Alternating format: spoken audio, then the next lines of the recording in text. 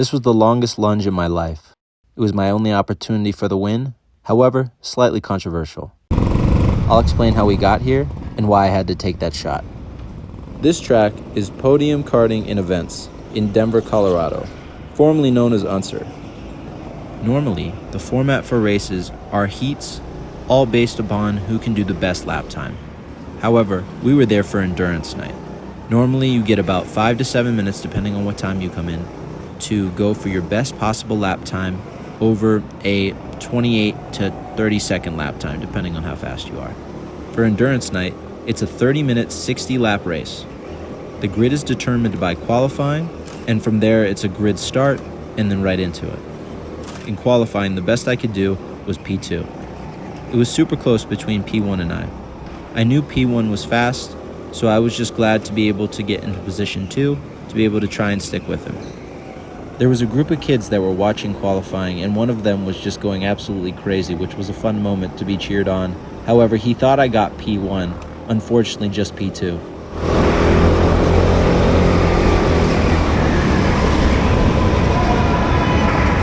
All right, good luck though. Yeah, me too. Nice to meet you. From here, we'll skip to the start of the race. My friend Jamie and Ghost were in position 3 and 4.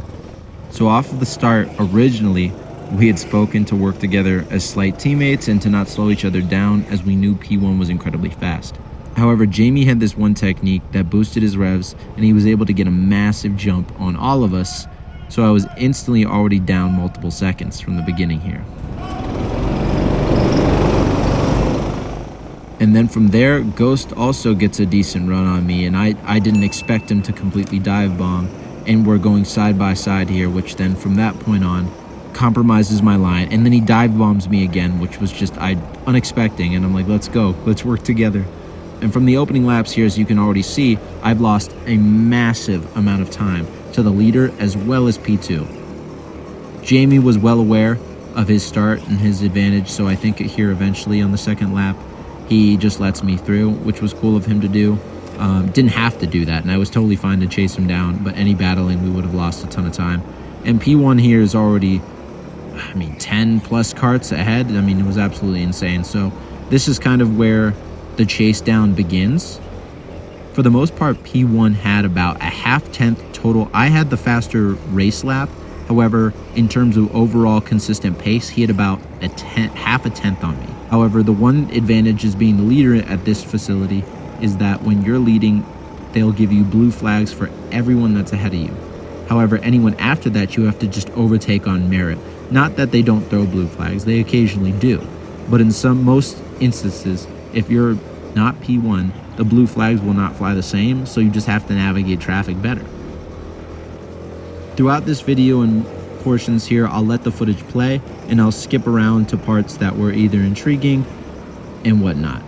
Throughout the entire footage here, there's moments where he's just literally creeping away by inch, no further. And I was just trying to do what I could to catch him up as fast as possible, but it was hard when he had a consistent tenth or half a tenth. It's just, you literally see someone inching away.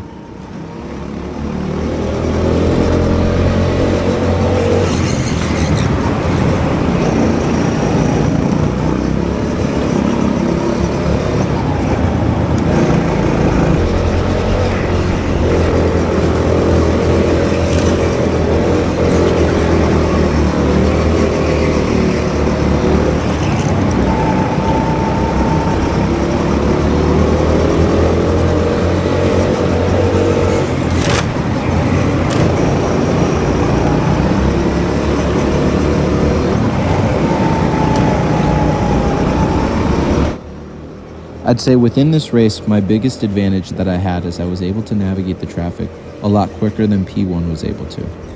And that gave me the ability to clear a couple people, and instead of losing a second on one lap, it would be 2 tenths, 3 tenths, which was huge. Let's just watch some of the laps that I got close to the leader, however still not close enough to close.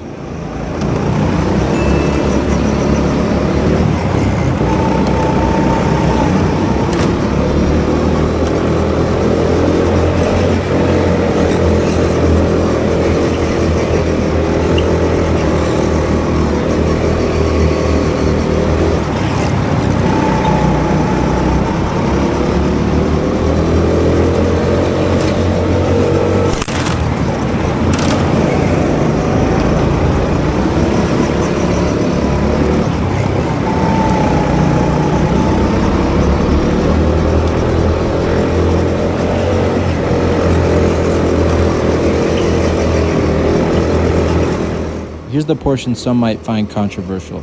And here at the hairpin, an awkward moment happens where the person tries to get out of the way halfway through, and the leader almost considers to take the outside line. After chasing as hard as I could, I saw just a small gap and just absolutely sent it.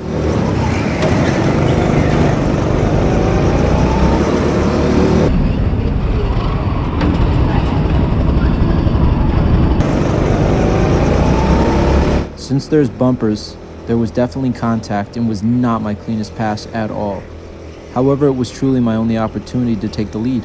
After that moment, I was able to gap him considerably, and he hit traffic again that slowed him down over a couple seconds on a couple laps, and I was able to take the victory with no need for defense.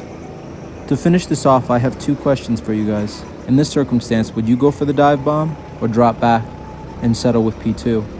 And if you were a steward officiating this, would you penalize me or let it be, calling it a racing incident? Let me know in the comments below with your thoughts.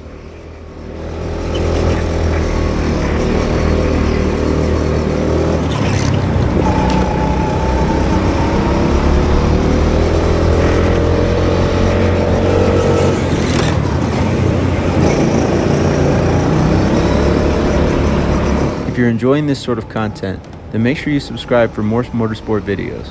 And if you've stuck around this long, comment an orange emoji, like the fruit.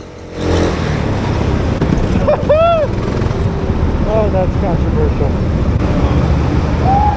Bro, no, that shit was controversial. That shit is controversial. Right. Did you see pass it? him? Oh, I was right there. Oh, You passed him? yeah, but it's controversial. It's controversial. It's controversial. It's controversial. I gained a spot because of that. That lapper he crashed into, I was racing her for position. I had to send it. Well, and every once in a while, you were gaining on him. Yeah. Super back and forth. I don't know if you can say what y'all were crashing. I gotta go say sorry.